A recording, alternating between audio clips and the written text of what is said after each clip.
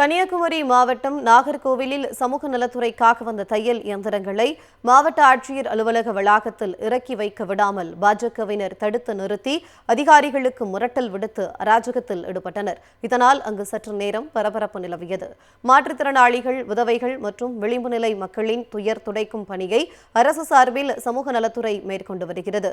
இந்நிலையில் கன்னியாகுமரி மாவட்டம் நாகர்கோவிலில் உள்ள மாவட்ட ஆட்சியர் அலுவலகத்தில் இயங்கி வரும் சமூக நலத்துறைக்கு 450க்கும் மேற்பட்ட தையல் இயந்திரங்களுடன் லாரி ஒன்று வந்தது. அந்த தையல் இயந்திரங்களை ஆட்சியர் அலுவலக வளாகத்திற்குள் இருக்கும் பாதுகாப்பு அறையில் பணியாளர்கள் இறக்கி வைத்துக் கொண்டிருந்தனர்.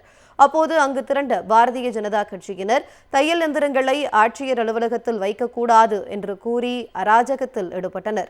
இதனையடுத்து அங்கு வந்த உதவி தேர்தல் அதிகாரி பூங்கோதை, நாகர்கோவில் ஆர்டிஓ காளீஸ்வரி உள்ளிட்டோர் ஆவணங்களை ஆய்வு செய்துவிட்டு இந்த தையல் இயந்திரங்கள் ஏற்கனவே ஒதுக்கீடு ஆணை பெறப்பட்டு முறையாக வந்திருப்பதாக கூறியும் பாஜகவினர் தொடர்ந்து ரகளையில் ஈடுபட்டனர். பின்னர் காவல்துறையினர் வரவழைக்கப்பட்டு அந்த தையல் இயந்திரங்கள் பாதுகாப்பு அறையில் வைக்கப்பட்டு அதிகாரிகள் பூட்டி சீல் வைத்தனர். கன்னியாகுமரி மாவட்டம் நாகர்கோவிலில் சமூக நலத்துறைக்காக வந்த தையல் இயந்திரங்களை மாவட்ட ஆட்சியர் அலுவலக வளாகத்தில் இறக்கி வைக்க விடாமல் பாஜகவினர் தடுத்து நிறுத்தி அதிகாரிகளுக்கு முரட்டல் விடுத்து அராஜகத்தில் ஈடுபட்டனர். இதனால் அங்கு சற்று நேரம் பரபரப்பு நிலவியது. மாற்றுத்திறனாளிகள், விதவைகள் மற்றும் விளிம்பு நிலை மக்களின் துயர் துடைக்கும் பணியை அரசு சார்பில் சமூக நலத்துறை மேற்கொண்டு வருகிறது.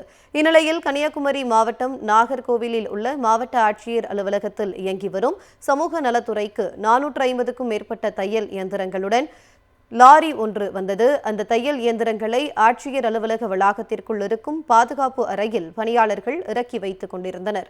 அப்போது அங்கு திரண்ட பாரதிய ஜனதா கட்சியினர் தையல் இயந்திரங்களை ஆட்சியர் அலுவலகத்தில் வைக்கக்கூடாது என்று கூறி அராஜகத்தில் ஈடுபட்டனர்.